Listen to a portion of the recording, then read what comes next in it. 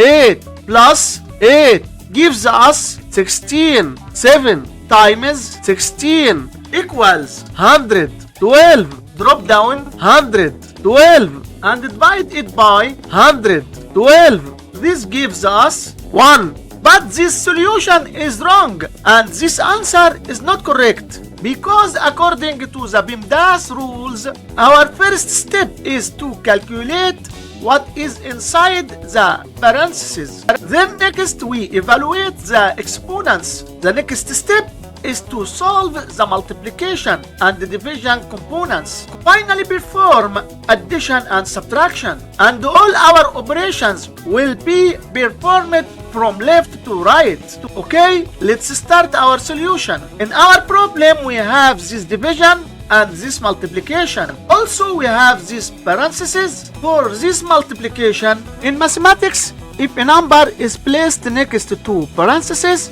this means multiplication, and we don't write the multiplication sign for conciseness. By following the PEMDAS rules, first we must do this parentheses, after that we do this division, and finally we do this multiplication. If you do this multiplication before this division, it's wrong. So we will start with this parentheses. We have 8 plus 8 equals 16. So 112 divided by 7 times 16. Now we have this division and this multiplication. Let's take this division. 112 divided by 7 gives us 16 times 16 gives you 256. So this was our final answer to this problem.